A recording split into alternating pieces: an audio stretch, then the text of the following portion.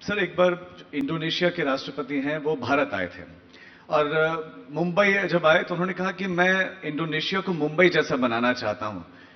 लेकिन अब वो समय पूरी तरह से बदल गया है। हम इंडोनेशिया के जैसे बनना चाहते हैं। पर कैपिटा मामला तो हम दूसरी चीजों में हमसे अव्वल है।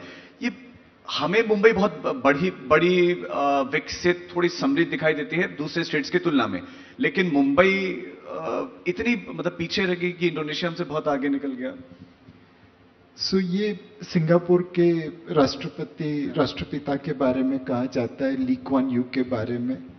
उन्होंने अपनी करियर की शुरुआत एक भारतीय बैंक के लीगल कंसल्टेंट के रूप में की थी और उस समय वो सिंगापुर को बंबई जैसा बनाना चाहते थे, मुंबई जैसा बनाना चाहते थे। तो आज सिंगापुर हमसे बहुत आगे है। इसका एक कारण ये है कि सिंगापुर एक छोटा सा राज्य है, उसे मैनेज करना बहुत आसान हो जाता है।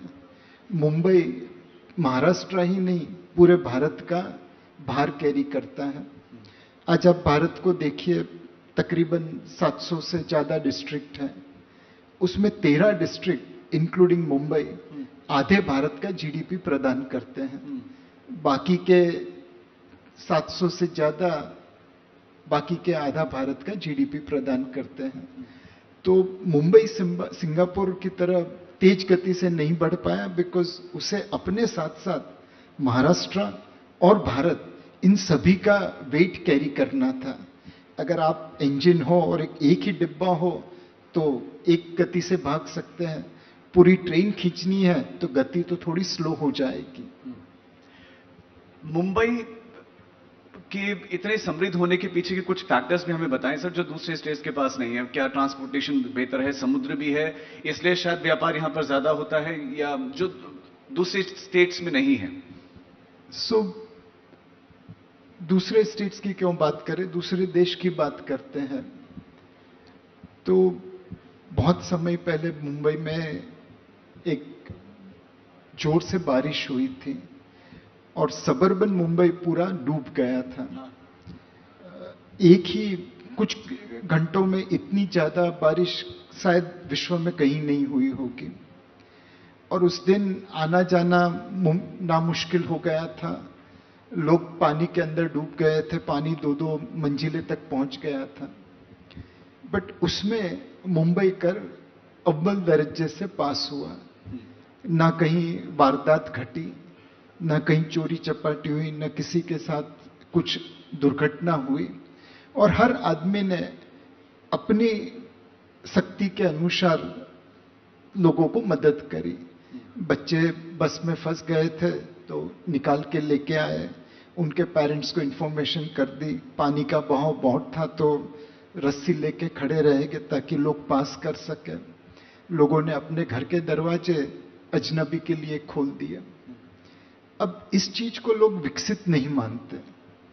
लोग कहते हैं अमेरिका विकसित है, वहां पे भी हरिकेन कैटरीना आया था और वहां पे जो दुर्घटना घटी, जिस तरह से लोगों ने एक दूसरे से दुर्व्यवहार किया, उसे लोग ये नहीं मानते कि वो विकसित नहीं है।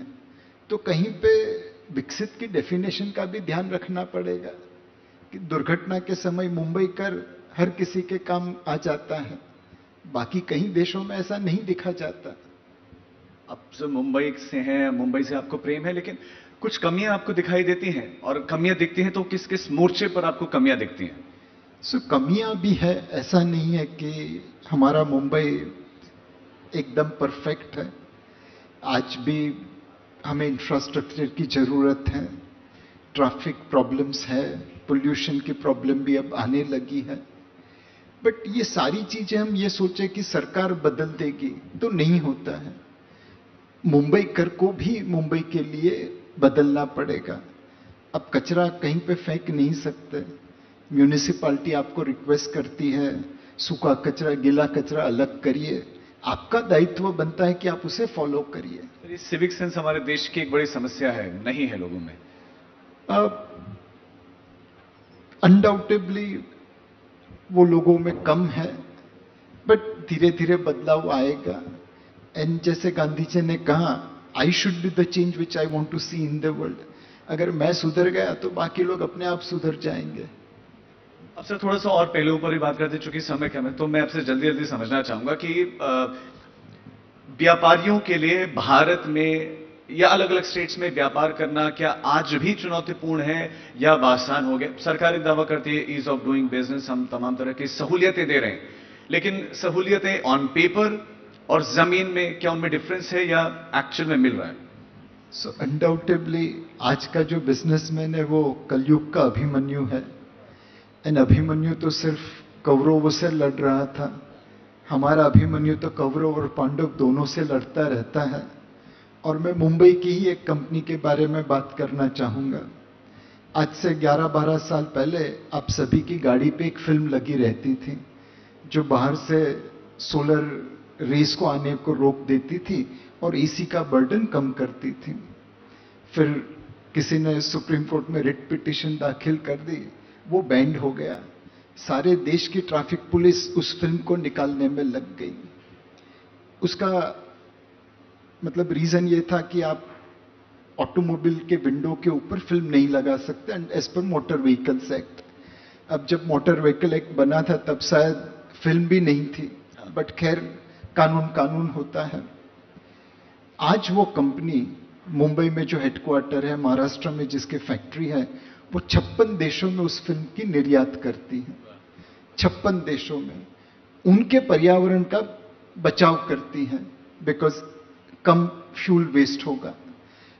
उन देशों में सेविंग्स करती है बिकॉज लोगों का फ्यूल कंजम्पशन कम होता है। सिर्फ हमारे देश में वो इलीगल है।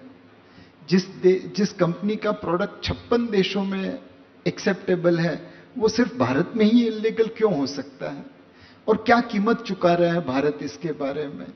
12,000 करोड़ प्रति साल एडिशनल फ्यूल वेस्ट कर रहे हैं और ये फ्यूल तो डॉलर में पेमेंट करना पड़ता है, रुपये में मिलता नहीं।